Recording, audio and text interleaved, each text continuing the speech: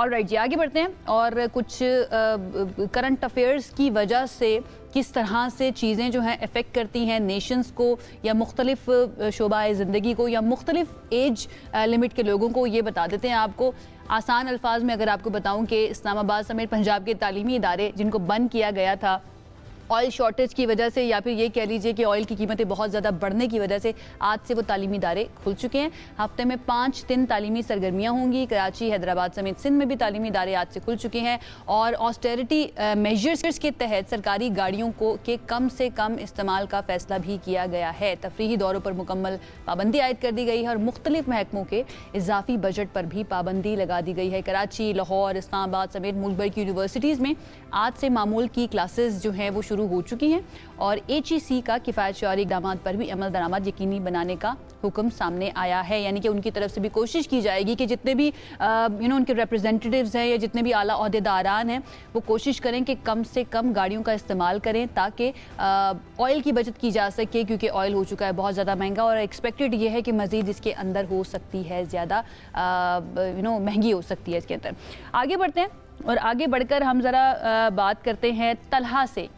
तलहा ने हमें ज्वाइन कर लिया, उनसे जानते हैं कि वो क्या हमें बताएंगे और किस तरह से दिख रहे हैं कि आज क्लासेस के अंदर बच्चों की हाज़िरी मुकम्मल थी, कम थी या फिर कैसे उनके जज्बात से। तलहा, ओवर टू यू, बताइएगा क्या देखा आज आपने? बच्चे आए, स्टार्ट कर ली उन्होंने क्लासेस और या फिर अभी हाज़िरी कम थी आज के दिन?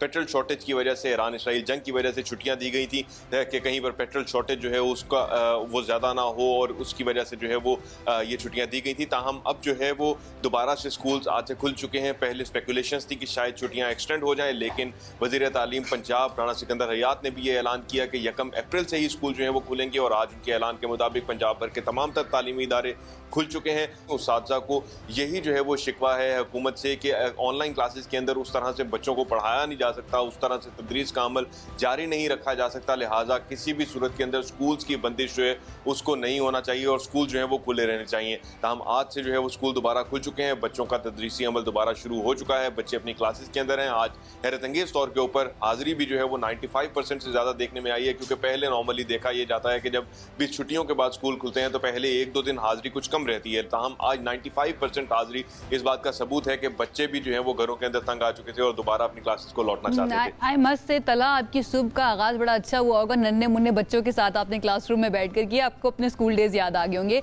मेरे लिए सरप्राइजिंग ये कि 95% हाजिरी थी, which is very good. Parents जो है ना वो बहुत सीरियस थे बच्चों को स्कूल भेजने के मामले में, जो कि होना भी चाहिए। हम ज़रा कराची चलते हैं, कराची में देखते हैं कि किस तरह से क्या सिचुएशन है और कितने बच्चे जो है ना उन्होंने आज क्लासेस अटेंड की हैं। तो हमारे साथ साजिद मौजूद है। साजिद, बताइएगा कराची में कितनी हाजिरी रही है, कैसा एंथुजियाज्म था बच्चों का आज क्लासेस को लेकर? हुकूमत की किफ़ायत शुआरी मुहिम के तहत 15 रोज़ तक स्कूल, कॉलेजेस और यूनिवर्सिटीज़ शहर भर में और सूबे भर में बंद रही हैं और उसके बाद आज से जो है ये तालीमी सिलसिला दोबारा से शुरू हो चुका है। वज़ीर तालीम की गुज़िश्ता रोज़ प्रेस कॉन्फ्रेंस थी जिसमें उन्होंने कहा था कि जो बच्चे ऑनलाइन क्लासेस ले रहे थे अब वो फिज़िकली जो है वो अपने अपने इंस्टीट्यूट्स में जाएंगे और वहाँ पर तालीमी जो मैदान है उसका सिलसिला दोबारा से शुरू किया जाएगा। तो हम देख रहे हैं कि आज सुबह से ही तमाम ही स्कूल, कॉलेजेस और यूनिवर्सिटीज़ जो हैं वो खुल चुकी हैं और बच्चे फिजिकल जो हैं अपनी क्लासेस अटेंड करने के लिए अपने अपने मराकज़ में पहुँचे हैं। शहर भर में और सूबे भर में 15 मार्च से जो है ये मुनक़ता हुई थी और तमाम इंस्टीट्यूट्स को जो है वो बंद करने के अहकाम दिए गए थे, लेकिन 15 रोज़ के बाद अब वज़ीर तालीम की जानिब से जो है ये ऐलान किया गया है कि तमाम स्कूल, कॉलेज और यूनिवर्सिटीज़ खोल दी जाए। और आज सुबह से हम देख रहे हैं कि जो स्कूल की गहमा गहमी थी, जो बच्चे सुबह सवेरे यहाँ पर स्कूलों में पहुँचते थे, उनका सिलसिला शुरू हो चुका है और मुख्तलिफ क्लासेस जो हैं वो अब जो हैं वो शुरू कर दी गई हैं। ये भी कहा गया वज़ीर तालीम की जानिब से कि सिंध भर में और कराची में जितने भी इंस्टीट्यूट्स हैं, तालीमी इदारे हैं, वो हफ्ते और इतवार के रोज़ बंद रखेंगे और जो किफ़ायत शुआरी मुहिम का सिलसिला है वो इस वक्त जो है वो थमा हुआ नज़र आ रहा है और शहर में जो तालीमी इदारे हैं वो तमाम के तमाम खुल चुके हैं। जी चलें जी, अल्हम्दुलिल्लाह खुल चुकी हैं। आई होप ये तालीम का सिलसिला जो है अब इसी तरह से चलता रहे और दोबारा हमें ज़रूरत ना पड़े इन तालीमी इदारों को बंद करने की, क्योंकि जितनी ज़्यादा छुट्टियां होती हैं उतना ही ज़्यादा बच्चों का नुकसान भी हो रहा होता है। और हमें याद है कि कोविड के दौरान क्या हुआ था, एंड देन बच्चों को ट्रांसफ़र करना पड़ा था अगली क्लासेस के अंदर बगैर एग्ज़ाम्स के। तो thank you so much Sajid, हमें कराची से अपडेट करने के लिए और सारी सिचुएशन कराची की हमें बताने के लिए। अगला एक और मामला है जो आपके साथ शेयर करना है, और वो तकरीबन पिछले 8 साल से मीडिया के थ्रू और सोशल मीडिया के थ्रू आप तक पहुंचता रहा होगा। उसका फैसला फाइनली आ चुका है। मैं बात कर रही हूँ अली ज़फ़र और मीशा शफ़ी का हरासमेंट केस जो है, जो कि बाद में डेफेमेशन केस बन गया था। उसके बारे में लाहौर की सेशन अदालत ने ये फैसला जो है वो सुना दिया है, और ये फैसला आया है मीशा शफ़ी के खिलाफ, क्योंकि अली ज़फ़र ने उन पर किया था हत्या के इज़्ज़त यानी कि डेफेमेशन का दावा। और ये कहा गया है एडिशनल सेशन जज आसिफ हयात की तरफ से, जो उन्होंने ये फैसला महफूज किया था, उसमें ये कहा है कि गुलकारा मीशा शफ़ी साहिबा जो है ना वो 50 लाख रुपए हर्जाना अदा करेंगी अली ज़फ़र को, और जो हरासगी से मुतालिक ट्वीट वो पहले करती रही हैं उससे भी रोक दिया कि अब इस फैसले के बाद वो ट्वीट भी नहीं कर सकती हैं, यानी कि अपना जो भी उनका स्टांस है, जो भी वो सोच रही हैं इसके बारे में, जो उनके थॉट्स हैं, वो आगे जाकर किसी भी सोशल मीडिया के ऊपर नहीं लिख सकती हैं। जबकि मीशा शफ़ी की जानिब से एडवोकेट साकिब जिलानी ने दलाइल दिए और अली ज़फ़र ने मीशा शफ़ी के खिलाफ 100 करोड़ रुपए का हर्जाने का दावा किया था। अब मीशा शफ़ी ने अली ज़फ़र पर हिरासगी का इल्ज़ाम लगाया था। थोड़ी सी टाइमलाइन आपके सामने रख देते हैं। 2018 में मीशा शफ़ी ये मामला लेकर गई थी, और वर्क प्लेस हरासमेंट का लॉ जो है उसके तहत उन्होंने फेडरल ऑम्बुड्सपर्सन के अंदर ये सारा मामला दायर किया था। वहाँ में ही कि क्योंकि उनका एम्प्लॉयर और एम्प्लॉई का रिश्ता साबित नहीं हुआ, तो इसलिए उनका ये केस बनता नहीं है।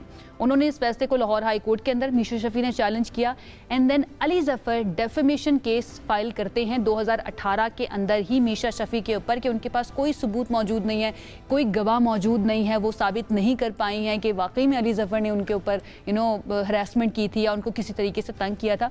तो ये सारा मामला जो है बहुत सारे हमारे लिए ना सवालात खोलता है, क्योंकि कुछ फैसले ऐसे होते हैं जो चंद लोगों की ज़िंदगियों को मुतासिर नहीं करते, बल्कि कई सवालात अपने पीछे छोड़ के जाते हैं। जैसे कि ये हाई प्रोफाइल केस जो है, अब इसमें मजमूई तौर पर 20 गवाहों के बयानात कलमबंद हुए थे।